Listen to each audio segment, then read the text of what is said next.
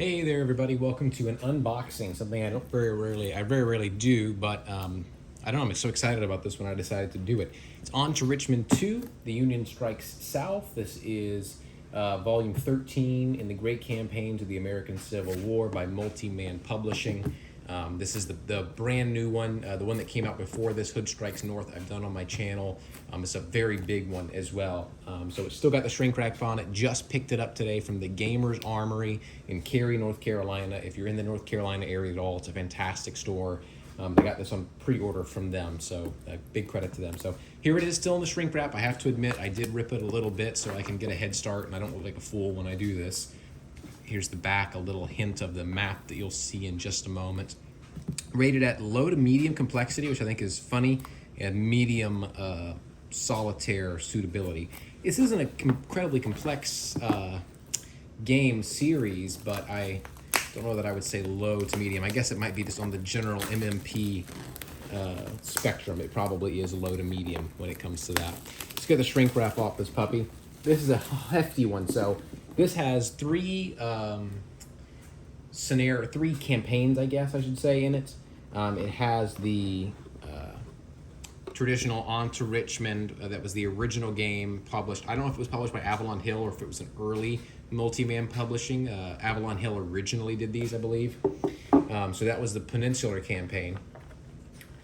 So this is a reprint of that, basically, update and everything like that. So it's very new, but it's McClellan's Peninsular campaign. So here is this nice glossy rule book. Some nice basic game rules. So this is the game rules that apply pretty much to everything, and then there are the different scenarios in here. So the Warwick line is a little 3-turn scenario. Gives you your setup, your victory conditions, and then each one has a little victory point spread to show you, well, if the victory points are -2 or less, it's a Confederate decisive victory. The Union, in order to win the scenario, need 7 at least victory points. And we'll give you the Union setup, and it has nice photographs. Like this is the Army of the Potomac headquarters in Yorktown, so it gives you nice period photos. So this is going to have all the scenarios for On to Richmond, Seven Pines, the Gates of Richmond, lots of great stuff. Stuart's Ride. So a lot of these scenario booklets will have fun small scenarios like this one with Stuart, where it's just going to be primarily Confederate cavalry, which is a lot of fun. Here's the 7 days, which, as you can see, is a very big one. It's got lots of special rules. So the 7 days is 7 turns. Wow, think of that. It's got big setup, lots of special cases. So they'll have lots of these little ones, Gaines Mill, some of them larger than the others, and then they'll have the full campaign that will give you the advanced rules. So here you go, here's the advanced rules. These are really only used in the campaign scenarios, but it'll have a whole nother basically separate rule book here in the back where it shows you different various examples, the Monitor and the Virginia, over here on that left-hand side. That's pretty interesting. Amphibious movement, so just stuff that you might not encounter in the base game because it's covered by special rules or something like that, like Union gunboats and that sort of thing. So this is just going to give you reinforcement and county control.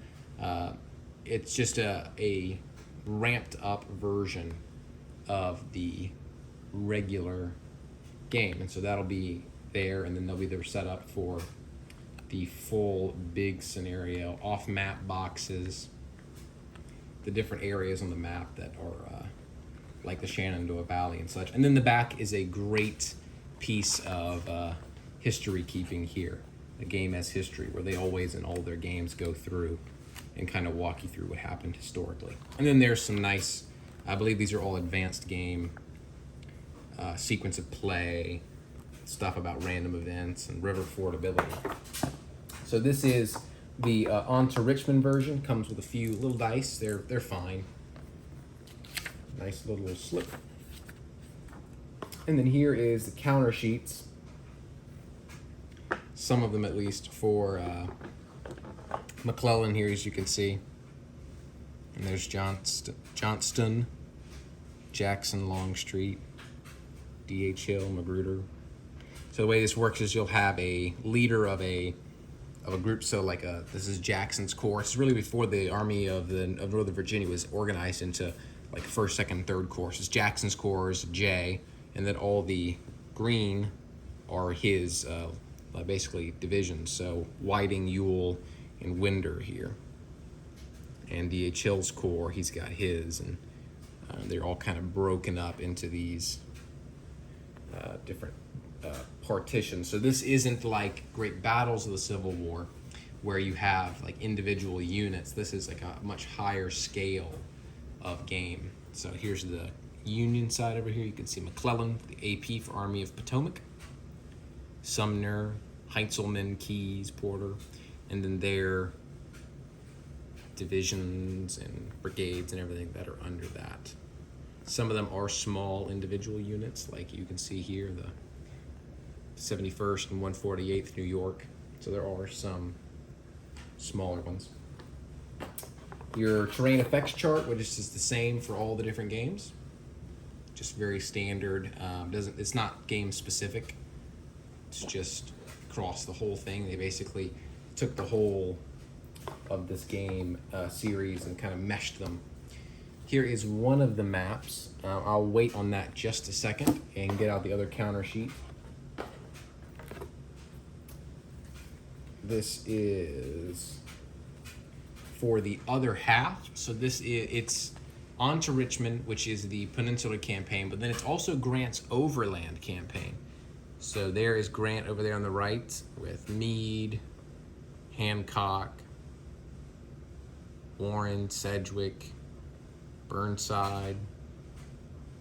Then you've got Lee in command now, of course, in 1864, 1865, with Longstreet, Pickett, Ewell, Early.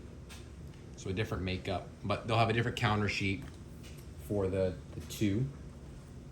Here's your standard basic game rules. So this is the same across all of them. They took all the different Avalon Hill versions and MMP versions and basically gave them a standardized rule book that apply to everything. And then your specific rules will be in that rule book that I showed you earlier. But this is just whichever copy you pick up will basically be the same. Some of the images may be different, like this one's got McClellan and Beauregard and such things. So the imagery may be different, but the examples may also be different. I haven't read all the examples, but overall this is going to be basically the same across all of them. The rules certainly will be across all of them. So this is just your standard rule book. Another map, which we'll break out at the end. It's everybody's favorite.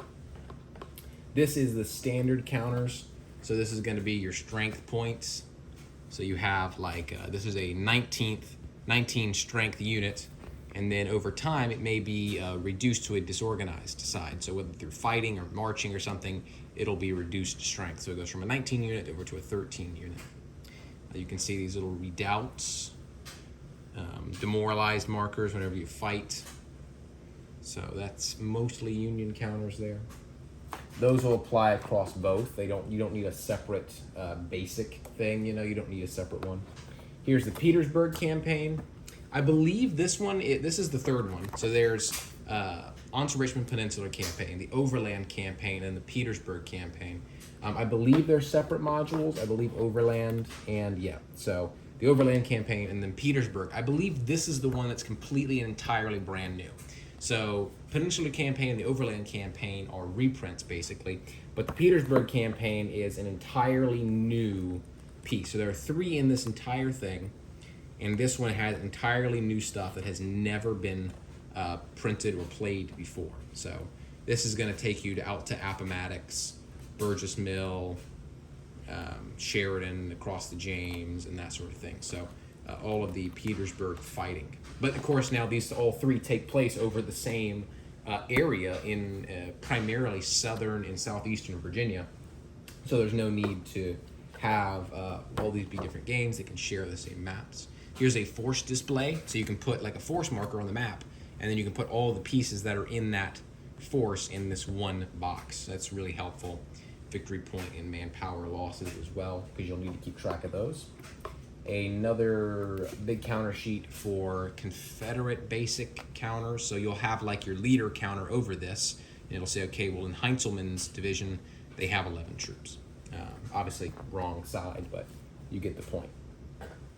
Here is the Overland Campaign booklet.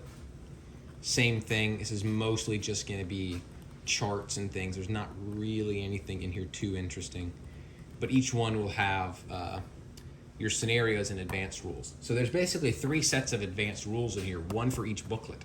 And then you have your basic rules where if you just do the scenarios, you won't need the advanced rules from these. So you have, I don't know how many scenarios exactly, but there's at least 10 in each of these. So there's at least 30 scenarios, and then the grand campaign on top of that. So massive amounts of replayability.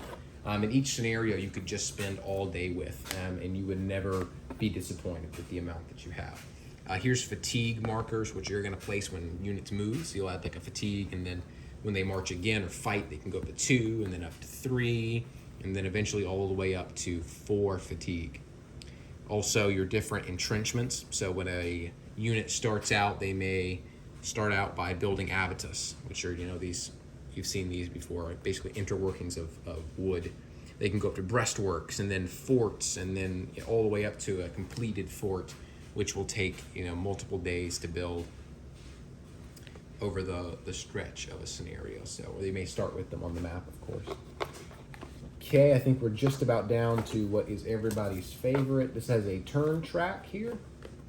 So I wanted to see how this was going to work because, of course, they share a single one. So this is the Grant Takes Command turn track. So it shows you, here on May 4th, this is the beginning of Scenario 2. The end of Scenario 2 is here on May 8th. So if you wanted to play the whole thing, you'd start on May 4th and end on June 12th.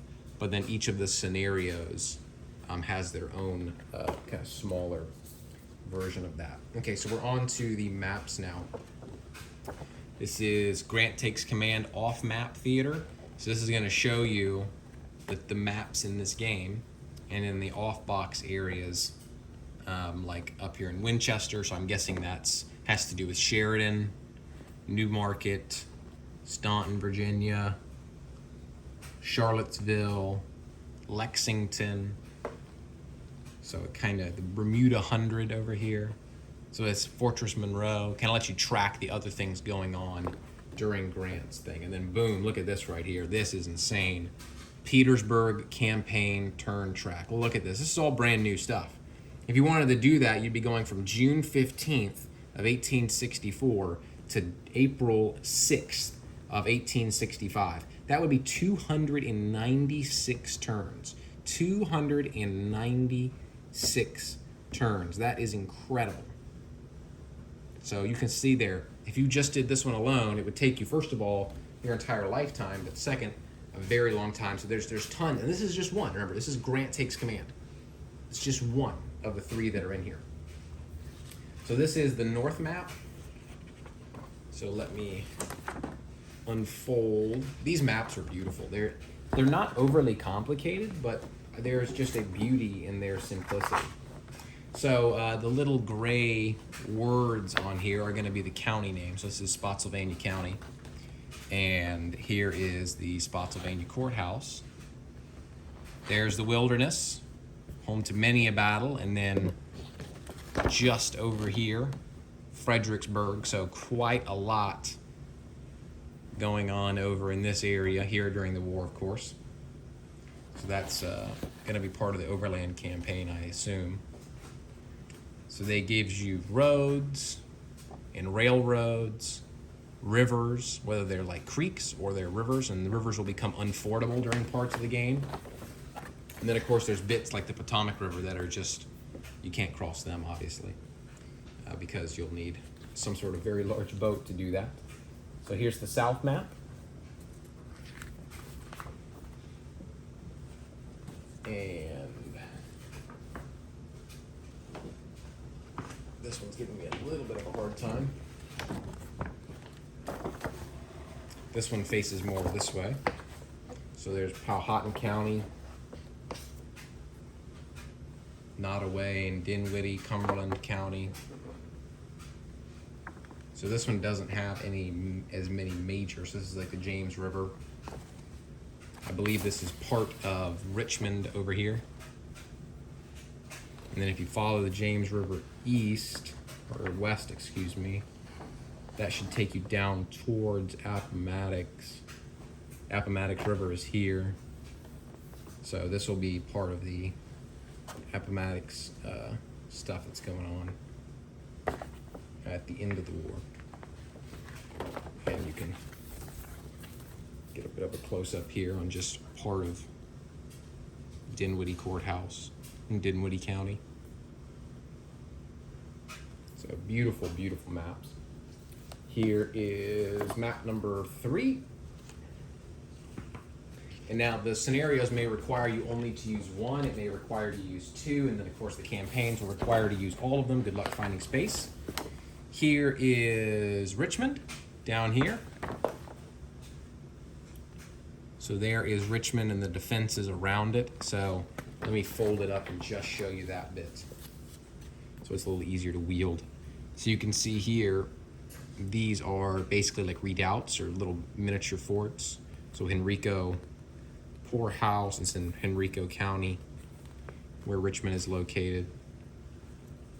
Roads and railroads leading into Richmond itself. President's House, Capitol. It's very interesting there. Love all of the bits of the fortifications you can see around it. Over here you've got stuff like gunboat support and bombardment for the different rivers and areas, railroad movement, amphibious movement. I'm not sure if these will apply to the individual scenarios. It might just be for some of the specific scenarios. So you can see here the Rappahannock, and then the peninsula here, one of the many peninsulas in eastern Virginia, in between those two rivers. And then the south map, this is going to be where you're going to do a lot of stuff very early on in the Peninsula campaign. So here you go, where you've got south of the James River, and then you've got, let's see if we can't show you just over here, Yorktown, right here. So that first scenario is going to be that Warwick line right here as the Army of the Potomac is pushing up into Williamsburg, which is right over here off of this side of the map. And there's the Chickahominy. You're going to push right on up into the map we just looked at. And then here at the bottom, you've got some tracks, random event tables, sequence of play, Union Activate Leader segment, your random end action cycle, strategic table. Here's the valley. So this is going to track Stonewall's progress in the valley. What's going on in North and South Carolina. Richmond. I'm assuming there'll be holding units in this area. And then it'll show you where they'll come in at. So they may come in on the north edge of the north map, or may come in from, South Carolina down here at this hex, kind of showing you where the reinforcements will filter in from. And then for the Union, the same way.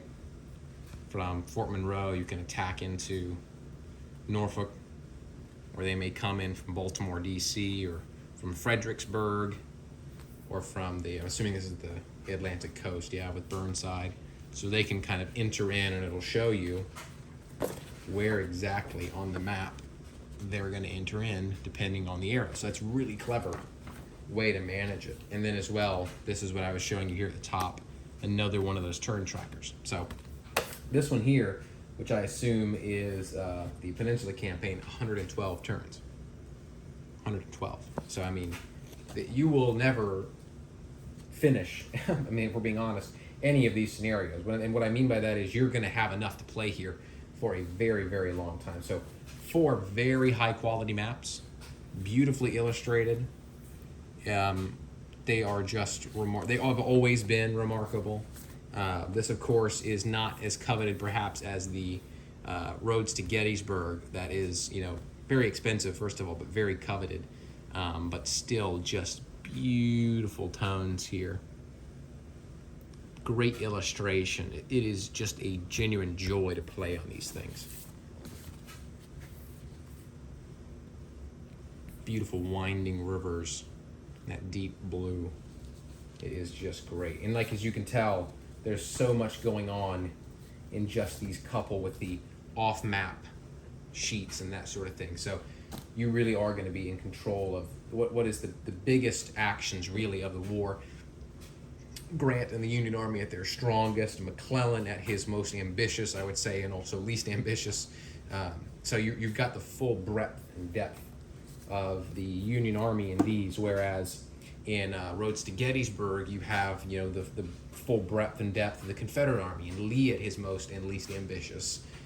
So this just is why it's called the Union Strikes South, whereas the other one is Lee Strikes North. So this is much different beast than you'll get with Hood Strikes North, which you've already seen. Very small. There's the other one that has to do with Chickamauga, Chattanooga, I think, the Atlanta one. Those are going to be 1 or 2 maps, maybe, much smaller count. And this one, of course, won't be as big as Roads to Gettysburg. And then if you have Stonewall Jackson's Way, long Roads to Gettysburg. So this is even a smaller version than you can get. But still, I'm not sure if you could fit this whole thing together with the long Roads to Gettysburg, and maybe you could have basically all of the Virginia theater in the same thing. But getting these two set up at the same time is already going to be a bit of a hassle. But that is a look at a very beautifully made game. MMP, a fantastic job as always. 3 incredible, heavy, well-illustrated booklets here for the 3 campaigns that this comes with. The Petersburg campaign, Grant takes command, and the Overland campaign, and then on to Richmond, which is the Peninsular campaign. So 3 very different scenarios, all of them very large and thick with so much. And the thing is, you can play one of these scenarios over and over and over again. I got a good friend that I have been playing Hood Strikes North with, and we've played each one except the last one. And we're going to probably stop playing that now and move on to Richmond. He also has Roads to Gettysburg. But the thing is, you could play that scenario over and over and over again, and you would see the depth in each one. Each one is beautifully designed and just has so much richness to it. But you play it once because there's so many more, and you want to get everything in and get the full experience. And then you want to play the campaign and add all the special rules. But honestly, you can just sit down with one of these. If this game came with one, you would have more than enough content. This is a very expensive package, a very expensive package, and I get that a lot of people in their game collection can't find room for this price-wise. I get that. If you're thinking about adding any of them, this one I think is still in stock. I'm assuming because it literally just came out. And I can't tell you the value for the money. This was a lot of money. I can't lie. But there is so much for the amount you pay. This is not some hyper deluxe edition that you've got, sure, a good game, but honestly, it's all in the chrome. This is in the details. This is real strategic, tactical beauty right here. This, I can't say enough of this series, and I think that while it is expensive, it is value for the money, for the sheer amount that you get. I paid a lot for Hood Strikes North, and it came with a fraction of this, and that was too much. That was already more than enough game I'll ever handle.